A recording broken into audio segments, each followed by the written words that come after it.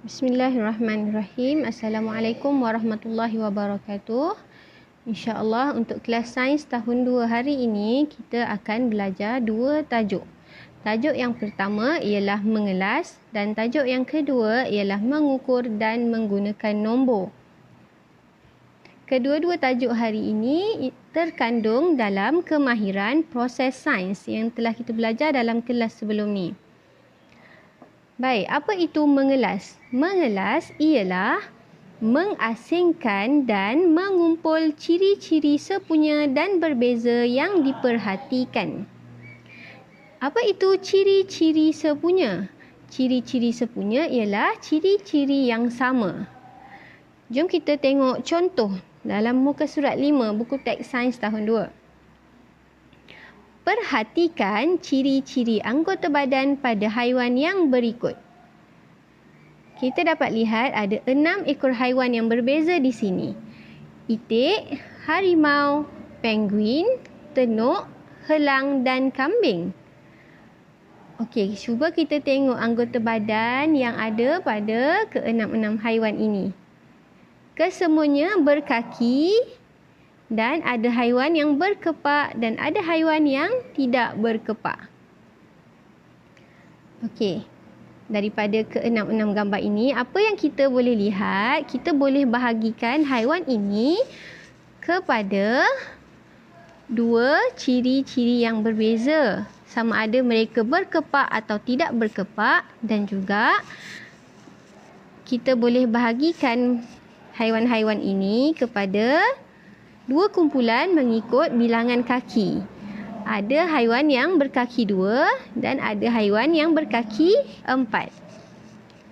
Okey, cuba kita lihat. Itik. Itik berkepak. Harimau tidak berkepak. Penguin berkepak. Kambing tidak berkepak. Helang berkepak dan tenuk tidak berkepak. Untuk bilangan kaki pula, itik berkaki 2, harimau berkaki 4, penguin berkaki 2, kambing berkaki 4, helang berkaki 2 dan tenuk berkaki 4. Okey. Ciri-ciri anggota badan yang boleh diperhatikan pada haiwan-haiwan di atas adalah seperti berikut. Okey, ini yang Mukadimah sebutkan tadi. Itik mempunyai kepak dan berkaki 2. Harimau tidak mempunyai kepak dan berkaki 4. Penguin mempunyai kepak dan berkaki 2. Tenuk tidak mempunyai kepak dan berkaki 4. Helang mempunyai kepak dan berkaki 2. Dan yang terakhir, kambing tidak mempunyai kepak dan berkaki 4. Okey, kita tengok perbualan ini. Bagaimanakah kita boleh mengelaskan haiwan ini? Kita boleh mengelaskan haiwan ini melalui ciri-ciri sepunya dan berbeza. Okey, kita tengok petak yang pertama. Ini kita kelaskan sama ada haiwan ini berkepak ataupun tidak berkepak. Itik, penguin dan helang mempunyai ciri sepunya, iaitu mempunyai kepak.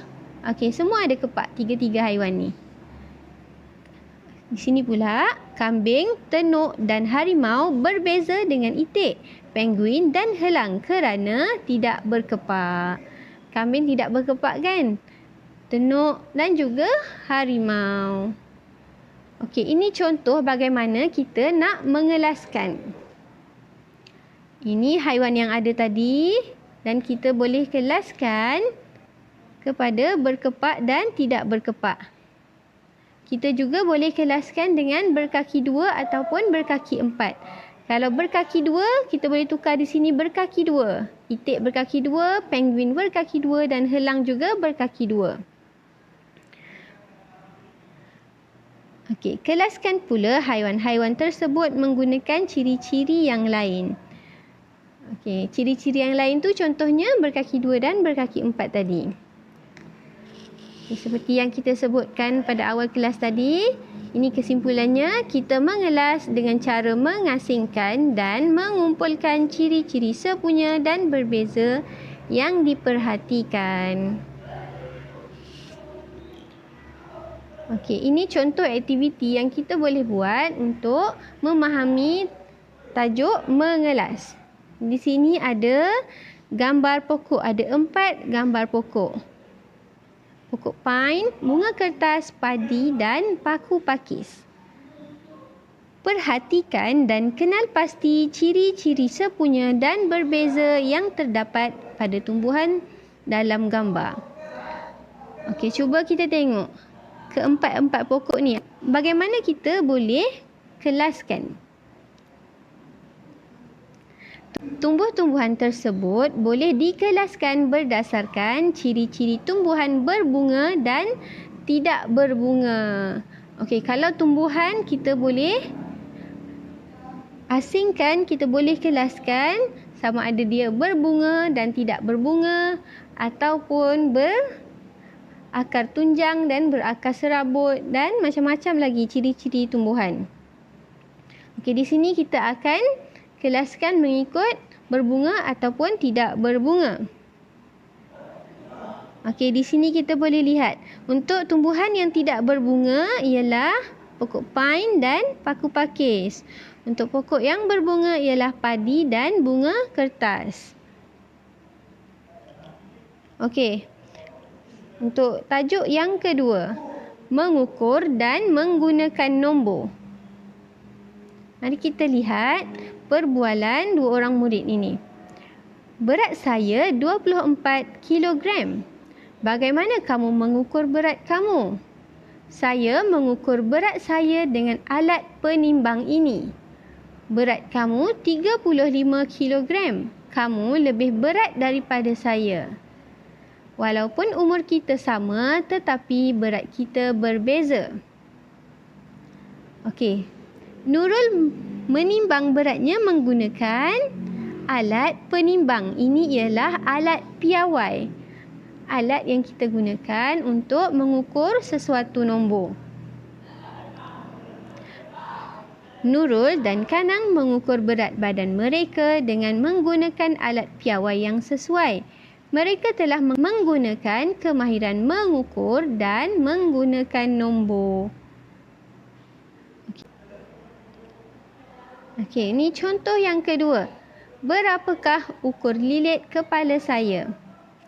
Di sini bahan yang digunakan ialah ribbon, pembaris, pen penanda dan gunting. Untuk langkah-langkah yang pertama, lilitkan ribbon di keliling kepala rakan kamu. Tandakan pada bahagian yang bercantum. Kedua, gunting ribbon pada tandaan tadi. Kemudian ukur panjang ribbon dengan menggunakan pembaris.